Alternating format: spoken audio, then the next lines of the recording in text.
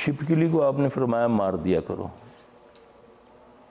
چھپکلی کو مار دیا کرو۔ اس کے بارے میں یہ بھی بتایا کہ پہلے نشانے پہ اتنا ثواب ہے، اگر چوک جائے تو دوسرے نشانے پہ کم ہو جاتا ہے۔ اچھا، میں نے جو اس میں سارا دیکھا، اعوذ باللہ من الشیطان الرجیم، بسم اللہ الرحمن الرحیم۔ وَإِن يَمْسَسْكَ اللَّهُ بِضُرٍّ فَلَا كَاشِفَ لَهُ إِلَّا هُوَ وَإِن يُرِدْكَ بِخَيْرٍ فَلَا رَادَّ لِفَضْلِهِ يُصِيبُ بِهِ مَن يَشَاءُ مِنْ عِبَادِهِ وَهُوَ الْغَفُورُ الرَّحِيمُ۔ کہ آپ صلی اللہ علیہ وسلم چھپکلی،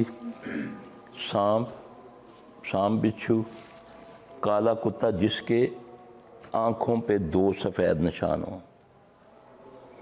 یہ حدیث پڑھ لیجئے گا، ٹھیک ہے؟ چیل اور کوا، ان کو آپ صلی اللہ علیہ وسلم نے فرمایا مار دیا کریں، ٹھیک ہے؟ اچھا، آج کل بھی میرے پاس ایک کیس آیا کہ وہ کہتے ہیں کہ جی گھر میں ایک بلی آ کر بڑا تنگ کرتی ہے، کالے رنگ کی۔ امام سیوطی رحمۃ اللہ علیہ سے کسی نے پوچھا نا کہ نبی صلی اللہ علیہ وسلم نے تو کالے کتے کو مارنے کا حکم دیا ہے، تو کالی بلی کے بارے میں کیا خیال ہے؟ فرمایا وہ بھی شیطان ہے، شیطان ہے۔ تو کسی چیز کو مارنے سے پہلے، جیسے آپ نے فرمایا کہ سانپ کو، اگر گھر کا سانپ ہو، گھر کے سانپ کو مارنے سے پہلے آواز دے دو۔ ہر چیز کی دلیل موجود ہے قرآن و حدیث کے اندر۔ ہماری بد نصیبی ہے کہ ہم اس سے دور ہیں۔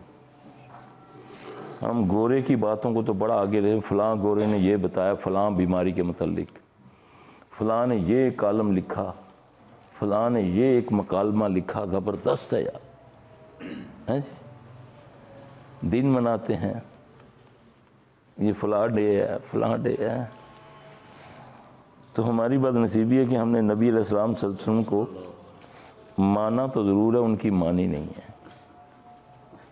کاش ہم نبی صلی اللہ علیہ وسلم کی مانتے، نطفے سے لے کر قبر تک ہم محفوظ ہو جاتے، نطفے سے لے کر قبر تک، بلکہ اس سے پہلے بھی۔ اتنا زبردست ہمارے نبی صلی اللہ علیہ وسلم ہمیں تعلیم دے کر گئے، لیکن بد نصیبی یہ ہے کہ ہم دور ہو گئے بہت زیادہ۔ آج دیکھ لیں کوئی پرسان حال نہیں ہمارا۔ تو آپ صلی اللہ علیہ وسلم نے فرمایا گھر کے سانپ کو آواز دیا کرو پھر مارا کرو۔ وہ تو عربی میں لفظ ہے نا، تو یہ کہہ دیا کرو، اگر آپ نے دیکھا سانپ ہے، اب یہ بندہ اس کے کان میں جا کے تو نہیں کہے گا، آپ نے اس کو آواز دے دیا کرو، اگر تم ہم میں سے نہیں ہو تو یہاں سے چلے جاؤ ورنہ ہم تمہیں مار دیں گے۔ یہ کہنے کے بعد اگر، کیونکہ جنات کی جو قسم میں سے زیادہ تر یہ کنورٹ ہوتے ہیں بچھو اور سانپ کی شکل میں، جو جنات ہیں نا یہ سانپ یا بچھو کی شکل میں کنورٹ ہوتے ہیں۔ تو آپ صلی اللہ علیہ وسلم نے یہ الفاظ کہے کہ اس کو پہلے یہ کہو کہ اگر تم ہم میں سے نہیں ہو تو یہاں سے چلے جاؤ ورنہ ہم تمہیں مار دیں گے۔ تو اگر وہ جن ہوتا ہے، جس مرضی فرقے کا ہو، جس مرضی مذہب کا ہو، اس کو آپ نے وارننگ دے دی ہے، آپ نے حکم پورا کر دیا، اول تو 90%، 99% یہ چلے جاتے ہیں، غائب ہو جاتے ہیں۔ کہتے ہیں نا یار سانپ لبیا نہیں، بڑا ہی لبیا ہے، لبا نہیں ہے نا، ایسا ہوتا ہے۔ اب اس کی دلیل یہ ہے، دیکھیں ایک ہوتی ہے بات سنی سنائی، تو نبی صلی اللہ علیہ وسلم نے فرمایا آدمی کے جھوٹے ہونے کے لیے یہی کافی ہے کہ وہ سنی سنائی بات کو آگے بیان کر دیں۔ تو ہم کہتے ہیں سنائے، آواز آندھی ہے، کتوں آندھی ہے، کون کہندا وے، اس سے ہم واہ واہ شروع کر دیتے ہیں، سینہ گزڑ باتیں، وہ باتیں جو اللہ رسول سے اتنی دور، ہم اس پر جھومتے ہیں۔ کبھی دلیل سے پوچھو تو اس کے پاس اس کی دلیل نہیں ہے۔ اگر نبی علیہ السلام صلی اللہ علیہ وسلم کی بات ہم تک پہنچی ہے نا آج تک، اس کے لیے بڑا زبردست ایک قاعدہ، ایک قانون رکھا، تب جا کر ہمارے پاس بات آئی۔ اور پھر وہ شخصیات جو لانے والے ان کے کردار، ان کے خاندان، ان کے کاروبار کو دیکھا گیا۔ پھر آگے چلتے چلتے امام بخاری رحمۃ اللہ علیہ کو پتہ چلا کہ شام کے اندر ایک صحابی کا پوتا زندہ ہے۔ تو آپ حساب لگائیں کہ مکہ سے یا مدینہ سے سفر شام کا کتنا ہوگا اس دور میں۔ وہ پہنچتے ہیں وہاں پر جا کر۔ میں سمجھانے کے لیے بات یہ نقطہ ہے، آج جو دین کے اندر بگاڑ پیدا ہوا نا، وہ ہم نے سنا ہے، دلیل پیچھے کچھ نہیں۔ فلاں بزرگ نے کہا، اس کا بھی کوئی شجرہ نہیں، اس کی بھی کوئی سینہ گزٹ، کوئی اس کی سند نہیں ہے۔ وہ صحابی کے پوتے کے پاس دور دیکھتے ہیں ایک بندہ ایک گھوڑے کے پیچھے بھاگ رہا ہے، اپنی جھولی اٹھائی ہوئی ہے اس نے، لیکن جھولی کے اندر کچھ نہیں ہے۔ تو وہ گھوڑے کو نہ اس کے پیچھے بھاگ رہا ہے، اس کو جو بھی ان کا انداز ہوگا۔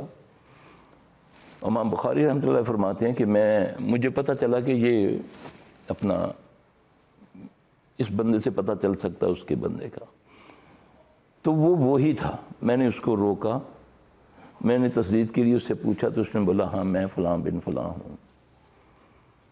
تو میں نے اس سے پوچھا کہ یہ تم کیا کر رہے ہو؟ یعنی کہ جھولی تمہاری خالی ہے، جانور کے تم پیچھے بھاگ رہے ہو۔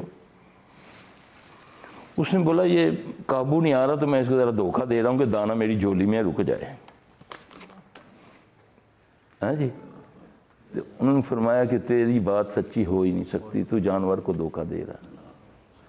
آج جو جہان کا فراڈیا نوسر باز شعبدے دکھا دکھا کے تمہیں اپنے آپ کو ولی کہلواتا ہے، کوئی ٹوپی میں سے کبوتر نکال دے، گھر میں یہاں سے توید نکال دیتا ہے، ہاں جی، جو جادوگری دکھاتا ہے یا کیمیا گری دکھاتا ہے یا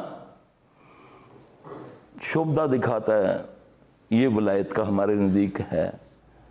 حالانکہ ولایت یہ نہیں ہے، نہ ولیوں کی کوئی نشانی بتائی، قرآن نے بتائی ہے، نہ لباس سے بتایا، نہ لباس سے، نہ پگڑی سے، نہ رنگ سے، نہ مالاؤں سے، نہ انگوٹھیوں سے، ہاں جی، نہ کوئی اور لفظ سے۔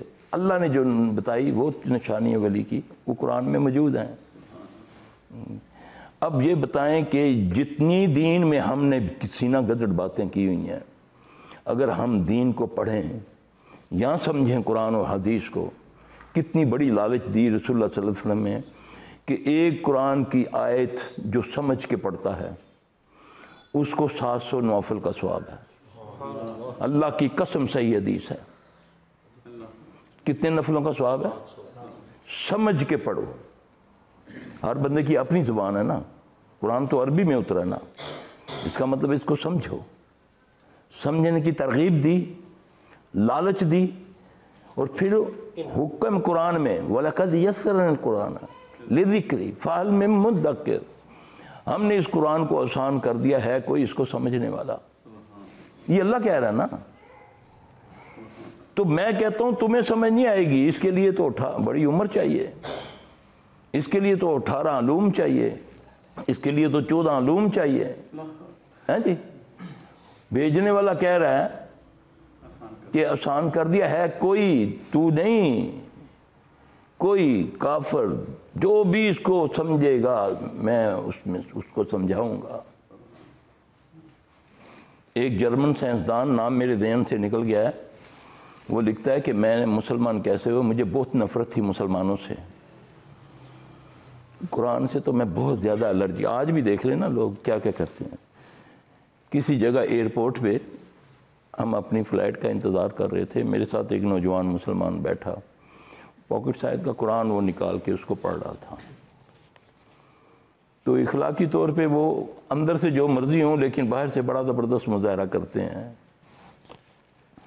کہتے میں اس کو دیکھ رہا، پھر بار بار نا، پھر وہ مجھ سے کچھ نے گال بات ایسے ہی جیسے مسافر آپس میں تعارف کرتے ہیں، اس کی فلائٹ کا اعلان ہو گیا تو وہ مجھے جاتے ہوئے نا مجھے کہتا ہے یہ آپ لے لیں، میری طرف سے گفٹ ہے۔ کہتا ہے میں نے بعد اللہ خاص صاحب کو قرآن پاک رکھ کے اپنی پاکٹ میں رکھ لیا، لیکن کراہت کے ساتھ نا، اللہ جب جس کو ہدایت دیتے ہیں، ہدایت اللہ کے پاس ہے، پھر اللہ جس سے چن لیتے ہیں نا، اللہ یجتبی الیہ من یشاء ویہدی الیہ من ینیب، اللہ جسے چاہتے ہیں پسند کر لیتے ہیں، اور جو اللہ کی طرف رجوع کرتا ہے اللہ اسے راہ دکھاتے ہیں۔ یہ اللہ کہہ رہا ہے قرآن میں۔